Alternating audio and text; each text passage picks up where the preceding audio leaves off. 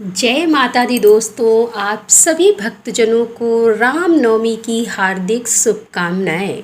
दोस्तों, आज हम सुनेंगे दुर्गा सप्तशती का 9वां अध्याय, जिसमें निशुंभ का वध का वर्णन किया गया है।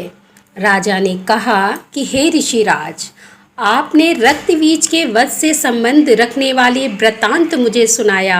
अब मैं रक्तबीज के मरने के पश्चात क्रोध में भरे हुए शुंभ व निशुंभ जो कर्म किया है वह सुनना चाहता हूँ। मैं ऋषि मेधा ने कहा कि रक्तबीज के मारे जाने पर शुंभ और निशुंभ को बड़ा क्रोध आया और अपनी बहुत बड़ी सेना का इस प्रकार सर्वनाश होते देखकर निशुंभ देवी पर आक्रमण करने के लिए दौड़ा। उसके साथ बहुत से बड़े बड़े असुर देवी को मारने के वास्ते दौड़े और महापराक्रमी शुंभ अपनी सेना सहित चंडिका को मारने के लिए बढ़ा। फिर शुंभ और निशुंभ का देवी से घोर युद्ध होने लगा और वह दोनों असुर इस प्रकार देवी पर बाण फेंकने लगे जैसे मेघों से वर्षा हो रही हो। उन दोनों के चलाया हुआ बाणों को देवी ने अपने बाणों से काट डाला और अपने शस्त्रों की वर्षा से उन दोनों दैत्यों को चोट पहुंचाई। निशुंभ ने तीक्ष्ण तलवार और चमकती हुई ढाल लेकर देवी के सिंह पर आक्रमण किया। अपने वाहन को चोट पहुंची देखकर देवी ने अपने छुरप नामक बाण से निशुंभ की तलवार व ढाल दोनों को ही काट डाला। तलवार और ढाल काट जाने पर निशुंभ ने देवी पर शक्ति से प्रहार किया। देवी ने अपने चक्र से उसके 2 टुकड़े कर दिए। फिर क्या था, दैत्य मारे क्रोध के जल भुन गया और उसने देवी को मारने के लिए उसकी ओर शूल फेंका, किंतु देवी ने अपने मुक्के से उसको चूर चूर कर डाला। फिर उसने देवी पर गदा से प्रहार किया। देवी ने त्रिशूल से गदा को भस्म कर डाला। इसके पश्चात वह फरसा हाथ में लेकर देवी की ओर लपका। देवी ने अपने तीखे बाणों से उसे धरती पर सुला दिया। अपने पराक्रमी भाई निशुंभ के इस प्रकार से मरने पर शुंभ क्रोध में भरकर देवी को मारने के लिए दौड़ा। वह रथ में बैठा हुआ उत्तम आयुधों से सुशोभित अपनी 8 बड़ी बड़ी भुजाओं से सारे आकाश को ढके हुए था। शुंभ को आते देखकर देवी ने अपना शंख बजाया और धनुष की टंकार पर अत्यंत दुस्सह शब्द किया। साथ ही अपने घंटे के शब्द से, जो कि संपूर्ण दैत्य सेना के तेज को नष्ट करने वाला था, संपूर्ण दिशाओं में व्याप्त कर दिया। इसके पश्चात देवी ने सिंह ने भी अपनी दहाड़ से, जिसे सुन बड़े बड़े बलवानों का मद चूर चूर हो जाता था, आकाश, पृथ्वी और 10 दिशाओं को पूरित कर दिया।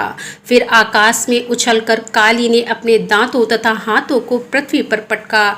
उसके ऐसा करने से ऐसा शब्द हुआ जिससे कि उससे पहले के सारे शब्द शांत हो गए। इसके पश्चात शिवदूती ने असुरों के लिए भय उत्पन्न करने वाला अट्टहास किया, जिसे सुनकर दैत्य थर्रा उठे और शुंभ को बड़ा क्रोध हुआ। फिर अंबिका ने उसे, अरे दुष्ट, खड़ा रहे कहे आकाश से सभी देवता जय हो बोल उठे।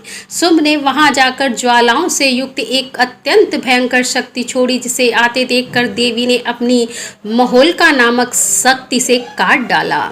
हे राजन, फिर शुंभ के सिंहनाद से तीनों लोग व्याप्त हो गए और उसकी प्रतिध्वनि से ऐसा घोर शब्द हुआ जिसने इससे पहले के शब्दों को जीत लिया। शुंभ के छोड़े बाणों को देवी ने और देवी के छोड़े बाणों को शुंभ ने अपने बाणों से काट सैकड़ों हजारों टुकड़ों में परिवर्तित कर दिया।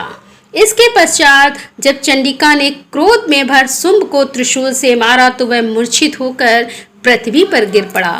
जब उसकी मूर्छा दूर हुई तो वह धनुष लेकर आया और अपने बाणों से उसने देवी काली तथा सिंह को घायल कर दिया। फिर उस राक्षस ने 10,000 भुजाएं धारण करके चक्रादि आयुधों से देवी को आच्छादित कर दिया। तब भगवती दुर्गा ने कुपित होकर अपने बाणों से उन चक्रों तथा बाणों को काट डाला। यह देखकर निशुंभ हाथ में गदा लेकर चंडिका को मारने के लिए दौड़ा। उसके आते ही देवी ने तीक्ष्ण धार वाले खड्ग से उसकी गदा को काट डाला।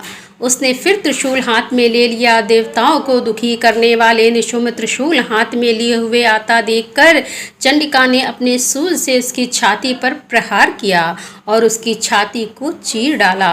शूल विदीर्ण हो जाने पर उसकी छाती में से एक उस जैसा ही महापराक्रमी दैत्य ठहर जा कहता हुआ निकला। उसको देखकर देवी ने बड़े जोर से ठहाका लगाया। अभी वह निकलने भी न पाया था कि उसका सिर अपनी तलवार से काट डाला। सिर के कटने के साथ वह पृथ्वी पर गिर पड़ा। तदंतर सिंह दहाड़ दहाड़ कर असुरों का भक्षण करने लगा और काली शिवदूती भी राक्षसों का रक्त पीने लगी। कौमारी की शक्ति से कितने ही महादैत्य नष्ट हो गए। ब्रह्मा जी के कमंडल के जल से कितने ही असुर समाप्त हो गए। कई दैत्य महेश्वरी के त्रिशूल से विदीर्ण होकर पृथ्वी पर गिर पड़े और वाराही के प्रहारों से छिन्न भिन्न होकर धराशायी हो गए। वैष्णवी ने भी अपने चक्र से बड़े महापराक्रमियों का कचुमर निकालकर उन्हें यमलोक भेज दिया और ऐन्द्री से कितने ही महाबली राक्षस टुकड़े टुकड़े हो गए। कई दैत्य मारे गए, कई भाग गए, कितने ही काली शिवदूती और सिंह ने भक्षण कर लिए। तो दोस्तों यहाँ पर दुर्गा सप्तशती का 9वां अध्याय का समापन करते हुए इसके आगे का अध्याय लेकर हम आपके सामने फिर उपस्थित होंगे। तब तक के लिए जय माता दी, राधे राधे दोस्तों।